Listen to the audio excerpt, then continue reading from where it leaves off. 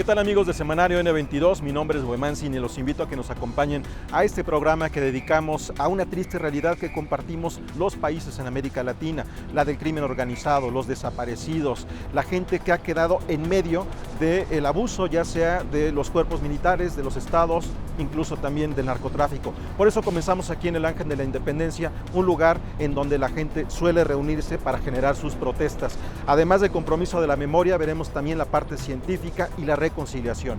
Para comenzar, todos los huérfanos, todas las huérfanas son hijos de alguien, no importa si esa persona también es un victimario. De eso va el siguiente documental, Comala.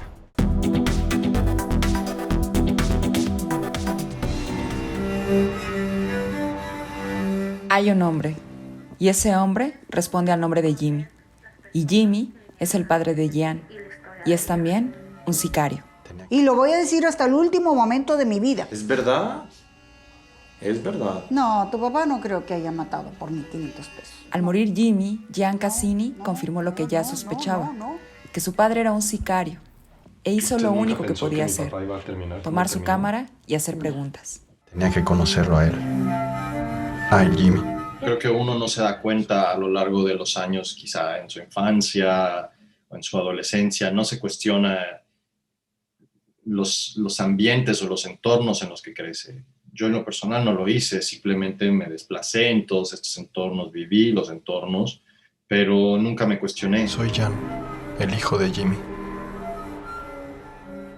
Había fraudes inmobiliarios, había movimiento de drogas, eso es lo que ya sabía de alguna forma, lo que ya sabía, pero que en mi cabeza en ese momento pues no lo procesaba, ¿no? Y de repente se escuchaban balazos y le decía, ¿qué pasó? Ah, es que acabo de matar a una persona.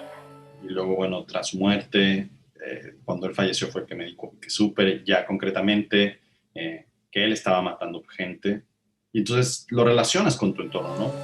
El documental Comala es el resultado de una investigación de 9 años en los que Jean, como documentalista, pero también como hijo, se sentó a escuchar esa historia que durante muchos años se le escapó de las manos, pues dejó de ver a su padre cuando tenía 1 año de edad. Así que desde Monterrey, donde vivía, poco sabía de la vida en Tijuana, de ese hombre que formaba parte de él y al mismo tiempo era una especie de fantasma. Como director y como hijo, ¿desde dónde te paras para analizar la vida de tu padre sicario?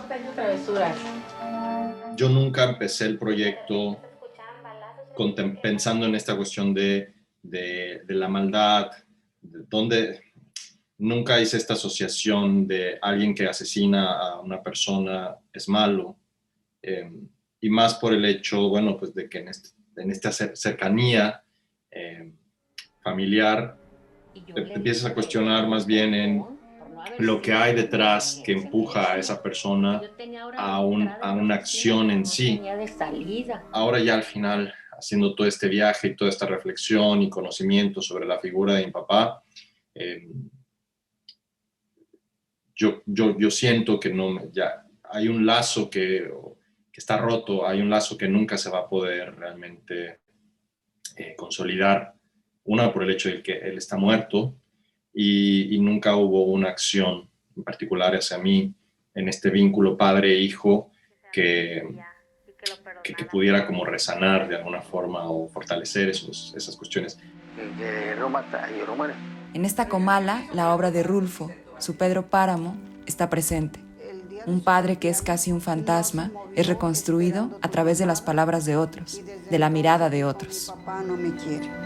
Y para mí, pues, ¿qué es Comala, no? O sea, no pensando de que acá es un lugar árido, desértico, caluroso, sino es como este lugar de fantasmas donde el pasado de uno y la identidad que uno va a buscar está.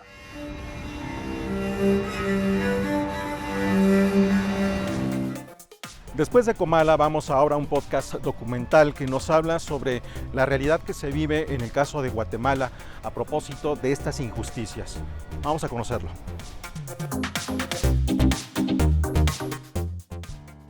La historia de América Latina de los siglos XX y XXI está plagada de dictaduras, golpes militares y guerras de guerrillas. Cada episodio superado que aspira luego a una vuelta a la democracia, se esfuerza por preparar el porvenir con los ojos puestos en el pasado. Pero ¿quién narra ese pasado? ¿Quién se adueña de la narrativa? ¿Desde dónde se cuenta la historia? La Advertencia Podcast es un proyecto documental narrado por Diego Luna que aborda la historia contemporánea de Guatemala en la voz de aquellos que no han tenido voz. En una ocasión tuve oportunidad de hacerle un planteamiento a Diego, quien por su propia trayectoria y en su propia biografía tiene un acercamiento con la historia de Guatemala y de manera muy particular con la historia de Claudia Paz y Paz, quien fue fiscal general de aquel país. Y Diego participó mientras estuvo un tiempo en Estados Unidos en una organización que se llama WOLA, Washington Office for Latin America, que tiene justo una mirada sobre la región, el Triángulo Norte, de manera muy particular. Y ahí, cuando se encuentran nuestros intereses, después resulta que la historia es muy apasionante y los equipos de cada una de nuestras instituciones terminan enamorándose de lo que sucedía en Guatemala, del cuestionamiento de por qué no sabíamos más de lo que estaba pasando ahí, y ven que la historia tiene todos los elementos para ser narrada y hacer que temas que desde nuestra perspectiva importan se puedan producir en formatos que gusten.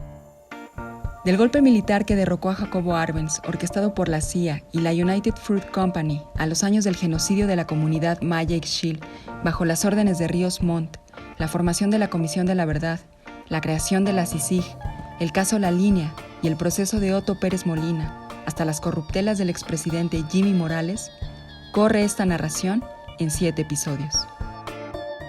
Es un tema de alguna forma como inagotable, ¿no? Que tiene unos orígenes, podríamos decir que desde la colonia, incluso en algún momento lo mencionamos como de pasadita, pero sí teníamos que tener un marco del cual partir, el cual poder decir, nosotros para poder entender esto que está pasando de esta forma actualmente, tenemos que hablar de golpe militar impulsado por Estados Unidos no solo ahí, sino en la región. Y es desde ahí donde nosotros decidimos como recorrer de forma rápida para parar de nuevo en lo que fue el genocidio, que es un hito importante y una grieta brutal en la historia de Guatemala, para poder luego llevarlo a un plano más contemporáneo de 2010 en adelante. La Corriente del Golfo Podcast y Antifaz presentan. Soy Diego Luna y esto es La Advertencia, una serie documental narrada en 7 episodios. Desde el ensayo y la literatura se ha narrado América Central. Están ahí los trabajos como el de Juan Bosch, con Póker de Espanto en el Caribe, que perfila a varios dictadores de la región.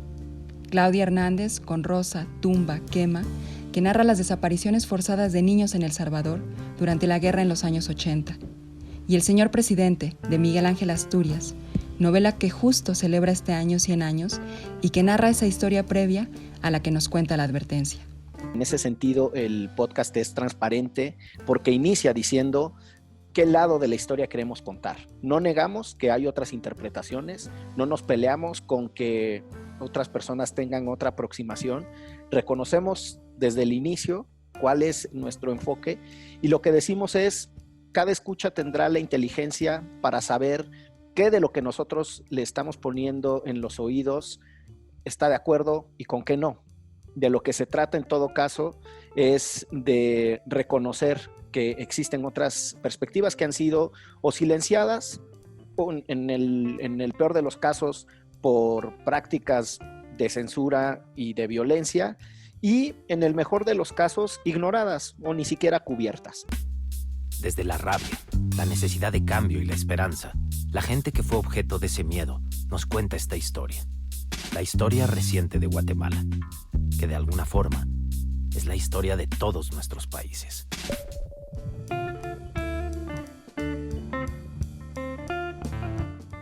Debería ser como quizá una presencia más constante, generar una especie de voz y contrapeso a lo que son siempre las narrativas oficiales, las narrativas de Estado, las que empiezan a tomar toda la agenda de qué se debe hacer, cómo se debe pensar, qué se debe decir, qué está bien, qué está mal. ¿Nos suena familiar?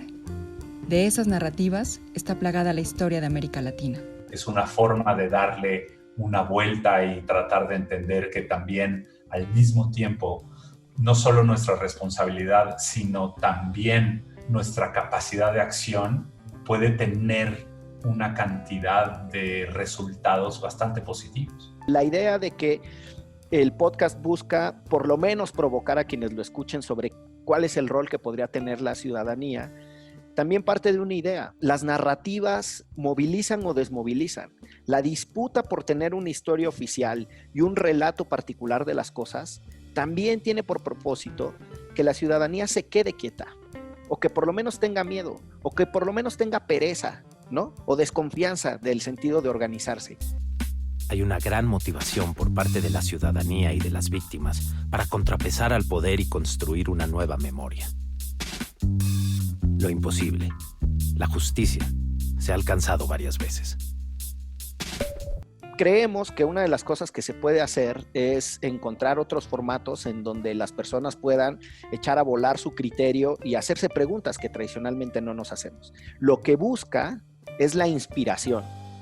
Cada sociedad tiene que encontrar sus propios recursos para resolver sus propios problemas. Y esto es La Advertencia, una serie documental narrada en 7 episodios. Bien, después de La Advertencia vamos a hacer una pausa. Al regresar vamos a hablar del compromiso de la memoria. Quienes estamos aquí, de qué manera y con qué herramientas podemos recordar a esas personas que no están.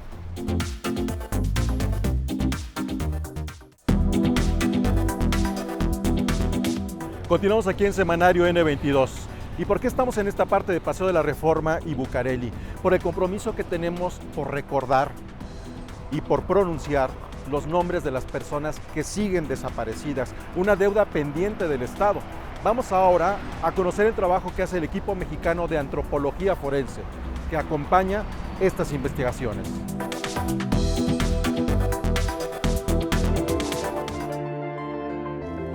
La cifra de desaparecidos en México es abrumadora. Rebasa las 90,000 personas. Detrás de cada número hay una historia personal y familiar. Y esas ausencias están llenas de presencia.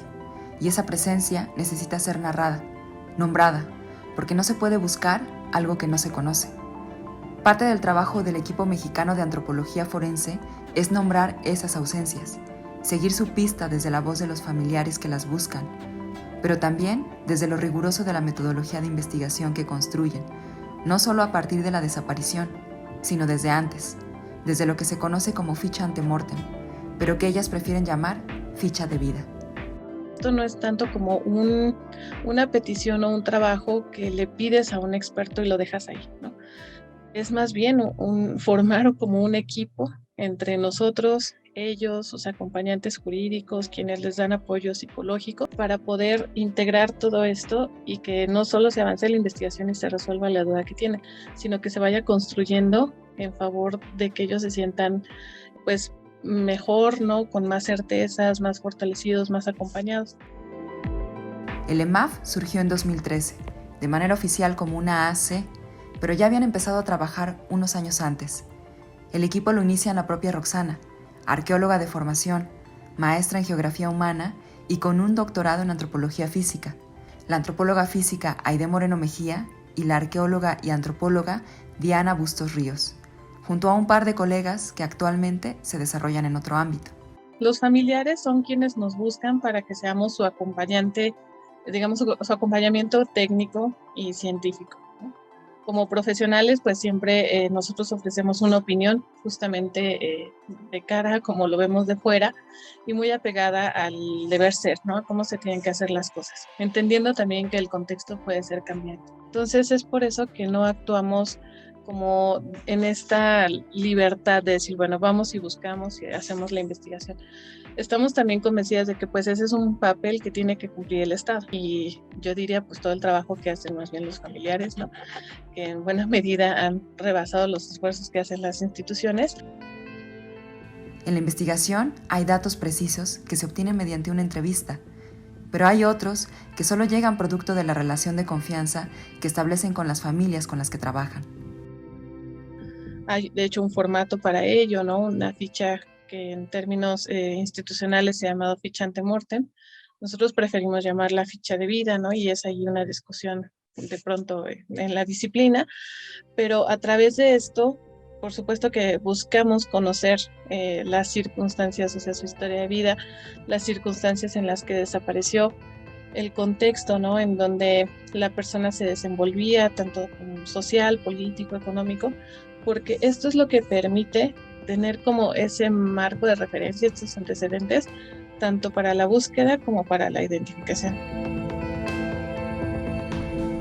Entonces uno no puede empezar a buscar algo que no conoces y no puedes esperar identificarlo si no tienes una mirada previa de qué es lo que estás buscando, a quién estás buscando y cómo luce esa persona en todos los sentidos que estás buscando. Entonces definitivamente es necesario, ¿no? Es indispensable hacerlo, y por supuesto que esto también en términos profesionales pues te va generando un mayor compromiso y pues una puesta en práctica de mucho más respeto y ética.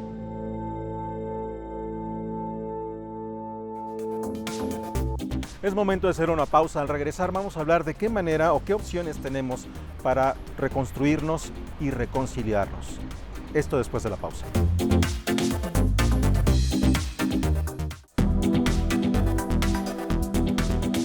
Continuamos aquí en Semanario N22 y en esta parte de nuestro programa vamos a hablar de la reconciliación. ¿De qué manera podemos lograrlo?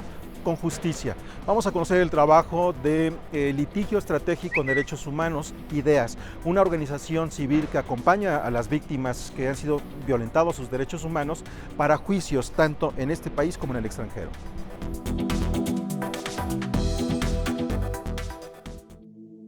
Hace 8 años en México, un pequeño equipo de abogados creó la organización civil Litigio Estratégico de Derechos Humanos, IDEAS, que como bien lo dice su nombre, su propósito es visibilizar y llevar de forma especializada un litigio estratégico de casos de violaciones graves a derechos humanos, tanto a nivel nacional como internacional. Sin ningún costo, acompañan a aquellas víctimas de temas como las desapariciones forzadas, la tortura o cuando se cometen casos de ejecuciones extrajudiciales. Pero, ¿qué hay detrás de esta organización? Recibimos alguna financiación de embajadas para realizar nuestro trabajo. No recibimos fondos de los gobiernos de ningún tipo, no tenemos fondos del gobierno federal ni ayuda en ese sentido. Las familias acuden a nosotros y sí, cualquier persona o familia puede contactarnos. Nosotros, en la medida de nuestras capacidades, podemos brindar asesoría, asistencia jurídica. IDEAS hasta la fecha atiende más de 60 casos.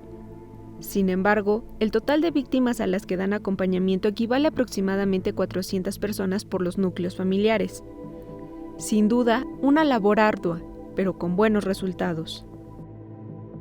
Por otro lado, la Comisión Nacional de Derechos Humanos registró un total de 130.318 expedientes por quejas por la presunta violación de derechos humanos, según informes de la investigación La violación de los derechos humanos en México de 2000-2018. De ese análisis, se desprende que la violación de los derechos humanos en nuestro país es una práctica recurrente, sistemática y generalizada, en la que participan servidores públicos de los 3 niveles de gobierno y autoridades tanto civiles como militares. Sin embargo, este estudio solo abarca 18 años. ¿Y qué pasa con los casos anteriores? El Estado mexicano ha creado comisiones de atención a víctimas. Estas comisiones deberían ser las que brinden la asistencia jurídica. No lo están haciendo. O si lo hacen, no lo hacen de forma efectiva. Hemos recibido muchas quejas y denuncias. Uno de los temas más lacerantes es lo que sucedió en México con lo que se llamó la Guerra Sucia. Cada 2 de octubre estamos celebrando, no conmemorando las masacres que se cometen y las desapariciones. Pero hay un tema, y es que no hay nadie condenado por esos hechos. En México hay una impunidad estructural, lacerante, en la cual ninguna persona está condenado por las desapariciones forzadas del pasado. Y esas situaciones de impunidad son las que han permitido que hoy tengamos una cifra de 90,000 personas desaparecidas. Nosotros no somos enemigos del Estado, nosotros tendemos puentes, nosotros podemos lograr un avance que permita que los funcionarios y funcionarias públicas, cuando hay voluntad institucional, podamos transformar conjuntamente estas realidades sociales tan difíciles y lacerantes como las desapariciones o la tortura.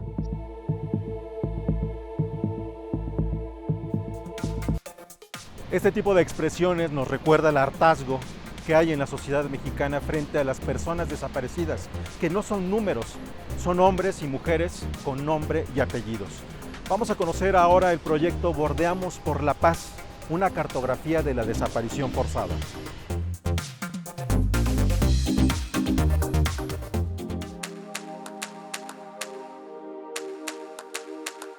En cada hilo y en cada puntada que se unen entre sí, se reconstruye la historia de una persona que fue desaparecida o a la que le arrebataron la vida. Desde 2014, en Ciudad Juárez, Chihuahua, el colectivo Bordeamos por la Paz busca, a través de los bordados, nombrar a todas y a todos aquellos que han sido víctimas de la violencia que se vive en nuestro país. Una forma de preservar la memoria de quienes ya no están, pero que merecen verdad y justicia. Bordeamos por la Paz surge a través de, digamos que es una red de colectivos, aunque cada uno es independiente y totalmente autónomo. La idea surge a raíz de la guerra contra el narcotráfico de Felipe Calderón, que pues desde nuestro entendimiento no fue más que un baño de sangre específicamente contra la población civil, ¿sí? Y sin ningún resultado. Para diferenciarnos de los otros, que casi todos llevaban el nombre de Bordeamos por la Paz o algo similar, ¿sí? Le pusimos bordeamos como en el juego de palabras del border, la frontera y el bordado, porque para nosotros como mujeres fronterizas es sumamente significativa en prácticamente todas las dinámicas, ¿sí? El papel de la frontera. Parte de nuestro posicionamiento era estar en los lugares públicos, reapropiarnos de los lugares públicos que incluso habían sido vedados para la ciudadanía. Sin embargo, Ciudad Juárez, por ser uno de los lugares más golpeados, al menos en un inicio de esta guerra contra el narcotráfico, tuvimos que cambiar la dinámica al muy poco tiempo, porque desde el primer día que empezamos a exponer, la gente se acercaba y nos empezaba a decir, allá está una de las mamás que tiene una hija desaparecida, o llegaba gente y se acercaba, y entonces nos daban datos complementarios, o casos que no conocíamos. A mi sobrino lo asesinaron, entonces nos comenzamos a convertir en transcriptoras. Bordeamos por la Paz ha buscado diferentes dinámicas de acercamiento de la población en general hacia los familiares de víctimas de desaparición forzada. Pero esta no es una problemática aislada, nos concierne a todos como ciudadanos. Ahora, por cuestiones de la pandemia de COVID-19, las dinámicas cambiaron y se adaptaron. El resultado, Desde Casa Yo Te Bordo, proyecto que toma los casos de la cartografía digital de feminicidios, Ellas Tienen Nombre. Mapa que muestra la ubicación geográfica donde fueron asesinadas, abandonadas y o encontradas algunas de las niñas y mujeres víctimas de feminicidio en Ciudad Juárez desde 1993 a la fecha.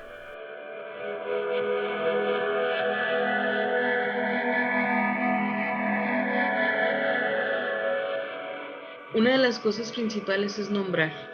O sea, nosotros hemos visto que son más allá de números, son más allá de estadísticas. Es precisamente a través del bordado y a través de todo lo que se está haciendo.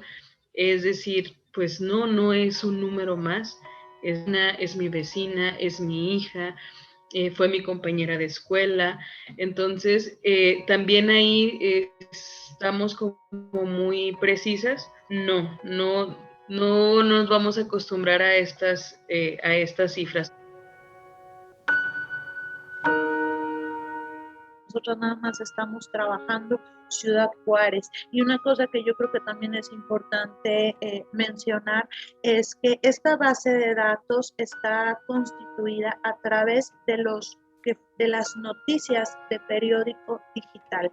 Entonces muchas veces nos cuestionamos ¿Cuántas mujeres han sido víctimas de feminicidio y que no fueron ni siquiera una nota, ¿sí? Que ni siquiera fue mencionada, ¿no? Eso es una de las cosas que dices, entonces, ¿hasta dónde, ¿sí? incide el fenómeno de la violencia?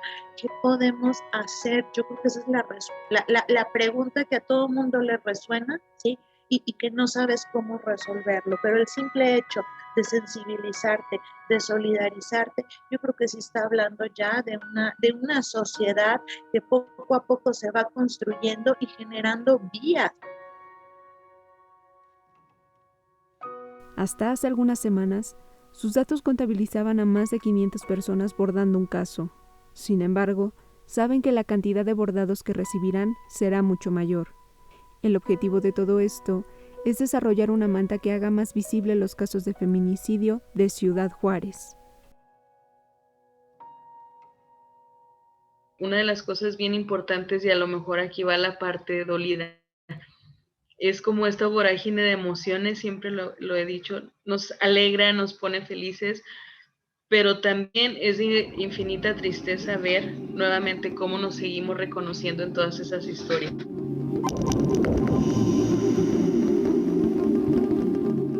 Es algo que todas estamos expuestas y lo hemos hablado incluso entre las compañeras. Y a lo mejor puede sonar triste, pero decir, si mañana falto yo, me haces un bordado bien bonito. Una de las cosas que decíamos de esta manta, que es un memorial por la memoria, por la justicia y por la verdad, que eso es algo bien importante, ¿no? Y sabemos que si algún día nos atraviesa, no vamos a quedar en el olvido, ¿no?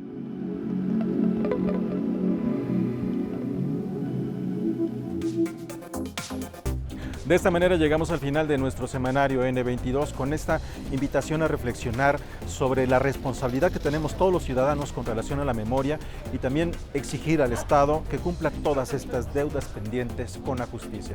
Nos vemos en una siguiente emisión.